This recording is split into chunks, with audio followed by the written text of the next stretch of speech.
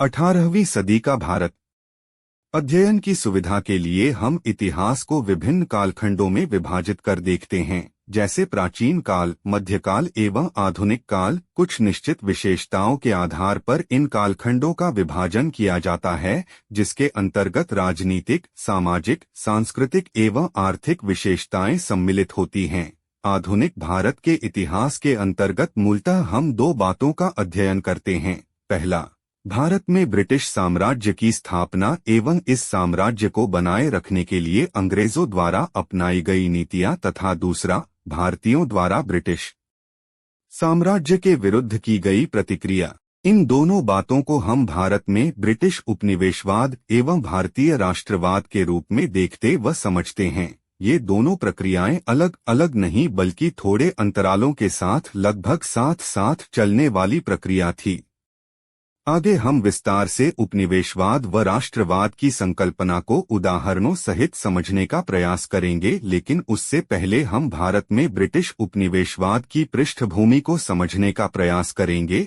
इसके अंतर्गत हम 18वीं सदी के भारत की स्थिति के संदर्भ में समझ विकसित करने का प्रयास करेंगे। यहाँ हम सबसे पहले यह समझने का प्रयास करेंगे कि 18वीं सदी की वे कौन सी परिस्थितियां थी जिसने भारत में ब्रिटिश साम्राज्य को पल्लवित पुष्पित होने का अवसर प्रदान किया। इसके तहत हम 18वीं सदी के भारत की राजनीतिक व्यवस्था के संदर्भ में एक सामान्य समझ बनाएंगे। राजनीतिक व्यवस्था। 1707 में औरंगजेब की मृत्यु के समय भारतीय उपमहाद्वीप के एक बड़े भूभाग पर मुगल साम्राज्य का अस्तित्व था, किंतु कई कारणों से मुगल साम्राज्य अपने पतन की ओर अग्रसर हो चुका था और औरंगजेब की मृत्यु के बाद मुगल साम्राज्य निरंतर कमजोर होता गया और इसके क्षेत्रीय प्रसार भी निरंतर संकुचित होता चला गया और मुगल साम्राज्य के भागनाशेषों पर कई क्षेत्रीय राज्यों का उदय हुआ। इस प्रकार मुगल साम्राज्य के पतन से एक मजबूत केंद्रीय सत्ता का अभाव एवं छोटे छोटे क्षेत्रीय राज्यों की उपस्थिति 18वीं सदी के भारत की प्रमुख राजनीतिक विशेषता थी। ये छोटे छोटे क्षेत्रीय राज्य आपस में संघर्षरत थे एवं दूसरे की कीमत पर अपना राजनीतिक विस्तार करना चाहते थे। यहाँ ध्यान देने वाली बात है कि 18वीं सदी के मध्य तक आते आते मुगल सत्ता केवल नाम मात्र की ही रह गई थी, लेकिन फिर भी पूरे भारतीय उपमहाद्वीप में राजनीतिक वैधता प्रदान करने के लिए मुगल सत्ता का अपना प्रतीकात्मक महत्व था और इसे हम न केवल देशी राज्यों के संदर्भ में देख सकते हैं बल्कि ब्रिटिश व्यापारिक कंपनियों के संदर्भ में भी देख सकते हैं। 18वीं सदी की एक महत्वपूर्ण विशेषता यूरोपीय व्यापारिक कंपनियों की गतिविधियां थी। यद्यपि ये कंपनियां 17वीं सदी से ही भारतीय उपमहाद्वीप के विभिन्न क्षेत्रों में सक्रिय थी, तथापि 18वीं सदी में न केवल इनकी आर्थिक सक्रियता में वृद्धि हुई बल्कि भारतीय परिस्थितियों के कारण इनकी राजनीतिक महत्वाकांक्षा भी जगी और 18वीं सदी में यूरोपीय कंपनियों का आपसी संघर्ष भारत की राजनीतिक व्यवस्था की एक प्रमुख विशेषता रही थी। 18वीं सदी के प्रमुख क्षेत्रीय राज्यों के संबंध में जानकारी प्राप्त कर लेते हैं। 18वीं सदी के प्रमुख क्षेत्रीय राज्य। 18वीं सदी के क्षेत्रीय राज्यों को हम मूलतः 3 वर्गों में बांटकर देख सकते हैं। पहले, वे राज्य जो मुगल सत्ता के कमजोर होने के कारण मुगल प्रशासकों बटा सूबेदारों बटा नवाबों की महत्वाकांक्षा के परिणामस्वरूप अस्तित्व में आए थे। वस्तुतः केंद्रीय सत्ता के कमजोर होते ही क्षेत्रीय प्रशासकों द्वारा अपनी स्वायत्तता के लिए प्रयास किए जाने से ऐसे राज्य अस्तित्व में आए और ऐसे राज्यों को उत्तराधिकारी राज्य कहा जाता है। बंगाल, अवध और हैदराबाद जैसे राज्यों को उत्तराधिकारी राज्य के रूप में जाना जाता है। राज्यों का एक दूसरा वर्ग था जिन्हें विद्रोही राज्य के रूप में जाना जाता है। ये केंद्रीय मुगल सत्ता के विरुद्ध विद्रोह के परिणामस्वरूप अस्तित्व में आए। इन विद्रोही राज्यों में हम मराठा, जाट, अफगान एवं पंजाब के क्षेत्रीय राज्यों को देख सकते हैं। यहाँ यह बात ध्यान में रखने योग्य है कि ये राज्य अपनी राजनीतिक व्यवस्था एवं स्थानीय परिस्थितियों में एक दूसरे से पर्याप्त भिन्नता रखते थे। साथ ही मुगल सत्ता के विरुद्ध विद्रोह में न केवल स्थानीय सरदार शामिल थे बल्कि छोटे बड़े जमींदारों व किसानों की भी संलिप्तता रहती थी। इन दोनों के अतिरिक्त क्षेत्रीय राज्यों का एक तीसरा वर्ग 2 भी था जो पहले से ही बहुत अधिक स्वायत्त थी तथा 18वीं सदी की परिस्थितियों में इन्होंने अपनी पूर्ण स्वतंत्रता की एक प्रकार से घोषणा कर दी। इन राज्यों में हम राजपुताना के राज्यों मैसूर, त्रावणकोर आदि को देख सकते हैं। बॉक्स में क्षेत्रीय राज्यों के संबंध में कुछ अतिमहत्वपूर्ण तथ्यात्मक जानकारी। 1. हैदराबाद। वर्ष 1724 में चिनकिलिज खां बटा निजामुल मुल्क के द्वारा हैदराबाद राज्य की स्थापना। निजामुल मुल्क तुरानी गुट से संबंधित था। निजामुल मुल्क ने सैयद बंधुओं के पतन में महत्वपूर्ण भूमिका निभाई तथा यह 1722 में इसे वजीर का पद प्रदान किया गया। दिल्ली दरबार के षड्यंत्रकारी दूषित माहौल से तंग आकर चिनकिलिज खां ने दक्कन की ओर प्रवास किया और वहीं स्वतंत्र राज्य की स्थापना के लिए प्रयास किया। मुगल सम्राट मोहम्मद शाह ने चिनकिलिज खां के दक्कन में स्वतंत्र राज्य की स्थापना के प्रयासों को देखते हुए मुबारिज खां को दक्कन का वायसराय बना दिया, परंतु अक्टूबर 1724 में शूकर खेड़ा के युद्ध में चिनकिलिज खां ने मुबारिज खां को पराजित कर मार डाला। इसके बाद सम्राट मोहम्मद शाह ने चिनकिलिज खां को डोट दक्कन का वायसराय स्वीकार करते हुए आसफजाह की उपाधि प्रदान की। चिनकिलिज खां ने हैदराबाद में निजामशाही को स्थापित किया, हालांकि मराठों के कारण उसे कुछ कठिनाइयां हुई और बाजीराव द्वारा युद्ध में भी पराजित हुआ। 1739 में नादिर शाह के विरुद्ध युद्ध करनाल के युद्ध में चिनकिलिज खां ने मुगल सम्राट का साथ दिया था। 1748 में चिनकिलिज खां बटा निजामुल मुल्क की मृत्यु हुई। हैदराबाद का राज्य भारत की आज़ादी के बाद तक अस्तित्व में रहा और अंततः ऑपरेशन पोलो के माध्यम से सितंबर 1948 में इसका भारतीय गणराज्य में विलय कराया गया। 2. अवध। सआदत खां बुरहानुल मुल्क द्वारा मुगल साम्राज्य से अलग स्वतंत्र अवध के राज्य की स्थापना की गई। सआदत खां 1720 से 22 तक आगरा का गवर्नर रहा था। 1722 में मुगल सम्राट मोहम्मद शाह द्वारा इसे अवध का सूबेदार नियुक्त किया गया। आगे इसने स्वतंत्र अवध राज्य की स्थापना की। 1739 में नादिर शाह के विरुद्ध युद्ध में सहयोग के लिए मुगल सम्राट द्वारा सआदत खां को बुलाया गया, किंतु उससे पहले ही उसने विष खाकर आत्महत्या कर ली। यहाँ ध्यान रखने वाली बात है कि सआदत खां ने ही नादिर शाह को दिल्ली पर हमले के लिए प्रेरित किया और उसे भरोसा दिलाया कि इस आक्रमण से उसे लगभग 20 करोड़ की धन संपत्ति प्राप्त होगी, लेकिन ऐसा नहीं होने के कारण सआदत खां ने नादिर शाह के भय से आत्महत्या कर ली। सआदत खां की मृत्यु के बाद उसका दामाद व भतीजा सफदरजंग को मुगल सम्राट द्वारा अवध की नवाबी प्रदान की गई। 1748 में सफदरजंग मुगल सम्राट का वजीर बना तथा इलाहाबाद का प्रांत भी इसे प्रदान किया गया। इसने मराठों का विरुद्ध भी संघर्ष किया। सफदरजंग को अपने कुशल प्रशासन के लिए जाना जाता है। इसने प्रशासनिक नियुक्तियों में धार्मिक भेदभाव नहीं किया। वर्ष 1754 में सफदरजंग की मृत्यु के बाद शुजाउद्दौला अवध का नवाब तथा मुगल सम्राट का वजीर बना। शुजाउद्दौला के काल में बक्सर का युद्ध 1764 हुआ तथा इसने रुहेलखंड पर भी अधिकार कर लिया। 1775 में शुजाउद्दौला की मृत्यु हो गई। शुजाउद्दौला के बाद आसफुद्दौला अवध का नवाब बना, जिसने फैजाबाद से लखनऊ राजधानी स्थानांतरित की। वर्ष 1856 में डलहौजी ने कुशासन के आधार अवध का विलय ब्रिटिश साम्राज्य में किया। इस समय अवध का नवाब वाजिद अली शाह था। 3. बंगाल। बंगाल के स्वतंत्र राज्य की स्थापना का श्रेय मुर्शीद कुली खां को जाता है। यहाँ ध्यान रखने वाली बात है कि बंगाल प्रथम मुगल प्रांत था जो मुगल सत्ता से स्वतंत्र हुआ और प्रथम भारतीय प्रांत था जिस पर अंग्रेजों द्वारा आधिपत्य स्थापित किया गया। मुगल सम्राट फर्रुखसियर द्वारा 1719 में मुर्शीद कुली खां को उड़ीसा की सूबेदारी भी प्रदान की गई। मुर्शीद कुली खां द्वारा राजधानी ढाका से मुर्शिदाबाद लाया गया। वर्ष 1727 में मुर्शीद कुली खां की मृत्यु हो गई और उसका दामाद शुजाउद्दीन बंगाल का नवाब बना। वर्ष 1733 में मुगल सम्राट मोहम्मद शाह द्वारा शुजाउद्दीन को बिहार की सूबेदारी भी प्रदान की गई। इस प्रकार बंगाल राज्य में वर्तमान बांग्लादेश, पश्चिम बंगाल, बिहार, झारखंड व उड़ीसा के क्षेत्र शामिल थे। वर्ष 1739 में शुजाउद्दीन की मृत्यु के बाद उसका पुत्र सरफराज खां शासक बना, लेकिन 1740 में बिहार का नायब सूबेदार अलीवर्दी खां ने विद्रोह कर दिया और गिरिया बटा घिरिया के युद्ध में सरफराज खां को पराजित कर सत्ता पर अपना अधिकार जमाया।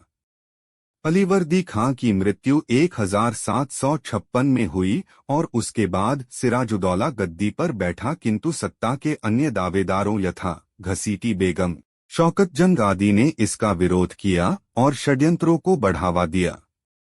आगे 1757 में प्लासी के युद्ध के बाद सिराजुद्दौला की हत्या हुई और बंगाल में अंग्रेजों के समर्थन से मीर जाफर एक रबर स्टाम्प नवाब के रूप गद्दी पर बैठा। अंततः 1772 में अंग्रेजों ने बंगाल पर प्रत्यक्ष नियंत्रण स्थापित कर लिया। 4. कर्नाटक। कर्नाटक मुगलों के दक्कनी सूबे में से एक था और यह हैदराबाद के अंतर्गत ही आता था, किंतु सादतुल्ला खां ने स्वतंत्र कर्नाटक राज्य की स्थापना की थी। सादतुल्ला खां ने कर्नाटक की राजधानी अर्काट को बनाया।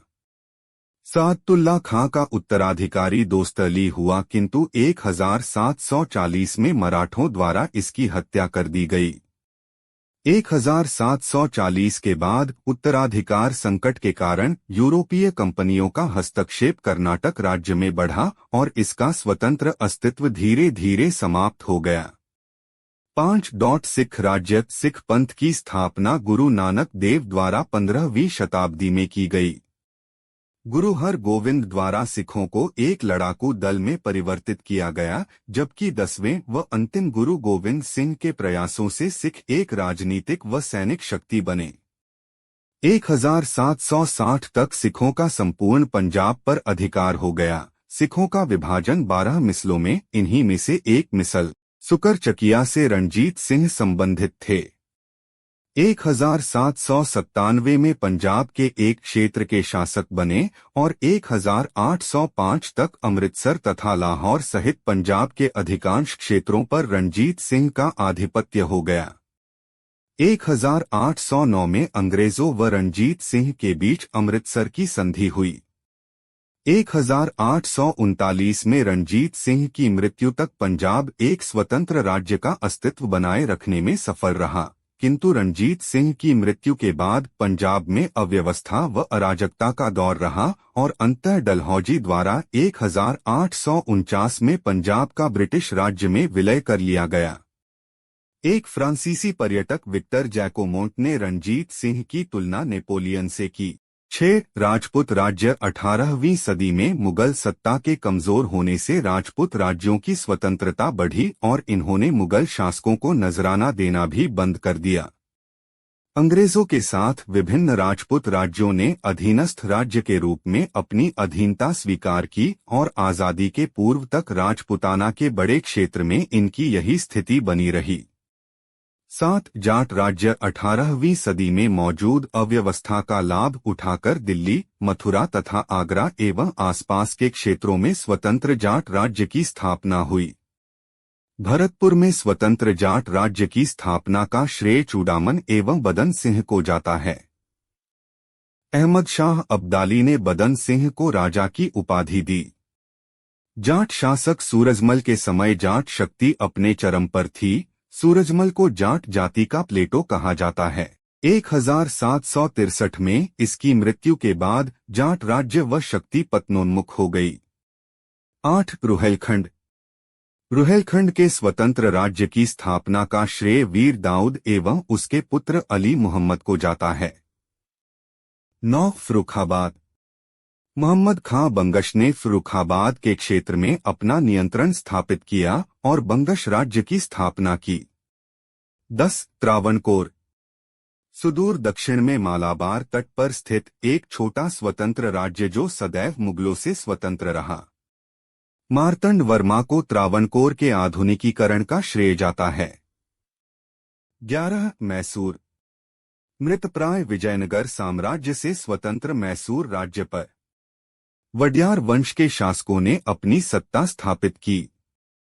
1761 में हैदर अली ने मैसूर पर अपना आधिपत्य जमाकर एक मजबूत राज्य की स्थापना की और मैसूर दक्षिण भारत की एक प्रमुख शक्ति के रूप में उभरा। चतुर्थ आंग्ल मैसूर युद्ध में टीपू सुल्तान की मृत्यु के बाद मैसूर के अधिकांश भाग को अंग्रेजों द्वारा ब्रिटिश साम्राज्य में मिला लिया गया। 12 मराठा। मुगलों के उत्तराधिकारी राज्यों में मराठा राज्य न केवल सर्वाधिक शक्तिशाली था बल्कि तात्कालीन परिस्थितियों में ऐसा माना जा रहा था कि मराठे ही मुगल के विकल्प हो सकते हैं और भारतीय उपमहाद्वीप की सत्ता मराठों के पास की जाएगी। छत्रपति शिवाजी महाराज के नेतृत्व में स्वराज के विचार ने मराठों को एक क्षेत्रीय शक्ति से अखिल भारतीय शक्ति बनने का आधार निर्मित किया और औरंगजेब की नीतियों ने अप्रत्यक्ष रूप से इसे बढ़ाने में सहयोग दिया। प्रारंभ में शिवाजी व उनके उत्तराधिकारियों तथा आगे पेशवाओं के अधीन विशेषकर बालाजी विश्वनाथ एवं बाजीराव प्रथम मराठा शक्ति का निरंतर प्रसार होता रहा और 1740 में बाजीराव प्रथम की मृत्यु के समय तक मराठा शक्ति सबसे मजबूत भारतीय राज्य के रूप में अपना स्थान बनाने में सफल रहा। बाजीराव प्रथम के बाद उनका पुत्र बालाजी बाजीराव नाना साहब पेशवा बने और मराठा शक्ति को और आगे बढ़ाने का कार्य किया, किंतु इन्हीं के काल में जनवरी 1761 में पानीपत के तृतीय युद्ध में सदाशिवराव भाऊ के नेतृत्व में मराठों को अहमद शाह अब्दाली से करारी शिकस्त झेलनी पड़ी। यह मराठा शक्ति के लिए एक ऐसा आघात सिद्ध हुआ जिससे शायद वो कभी उबर नहीं पाए और मुगलों के विकल्प बनने का उनका स्वप्न अधूरा ही रह गया। इसलिए कुछ इतिहासकार पानीपत के तृतीय युद्ध के संबंध में कहते हैं कि इस युद्ध ने इस बात का फैसला नहीं किया कि कौन भारत पर शासन करेगा, बल्कि इस बात का निर्धारण किया कि कौन भारत पर शासन नहीं करेगा। पानीपत के तृतीय युद्ध के आघात को पेशवा बालाजी बाजीराव सहन नहीं कर सके और 1761 में ही उनका निधन हो गया। इसके बाद माधवराव प्रथम पेशवा बने और मराठों की खोई हुई शक्ति को पुनः प्राप्त स्थापित करने का भरसक प्रयास किया और इसमें उन्हें बड़ी सफलता भी मिली। किंतु 1772 में पेशवा माधवराव की असामयिक मृत्यु मराठा साम्राज्य के लिए संभवतः पानीपत के तृतीय युद्ध से भी अधिक भयंकर परिणामों वाला रहा। आगे 1775 से 1782 तक टुकड़ों में चला प्रथम आंग्ल मराठा युद्ध लगभग बराबरी पर समाप्त हुआ, किंतु इसके बाद 1782 में हुई सालबाई की संधि ने युद्ध विराम तो कराया, लेकिन इसका लाभ जिस प्रकार अंग्रेजों ने उठाया मराठे उसमें सफल नहीं हो सके। जहां अंग्रेजों ने अपनी शक्ति मजबूत की, वहीं आंतरिक कलह व गुटबंदी के कारण मराठा शक्ति निरंतर कमजोर होता गया और परिणामस्वरूप अंग्रेजों ने अंततः द्वितीय व तृतीय आंग्ल मराठा युद्ध में मराठों को पराजित कर इनकी शक्ति का समूल नाश कर दिया। 1817 से 18 में तृतीय आंग्ल मराठा युद्ध के बाद पेशवाई समाप्त, बाजीराव द्वितीय को पेंशन पर कानपुर के निकट बिठूर भेज दिया, जहां इसकी मृत्यु 1853 में हुई। 1857 की क्रांति में भाग लेने वाले नाना साहब पेशवा बाजीराव द्वितीय के दत्तक पुत्र थे।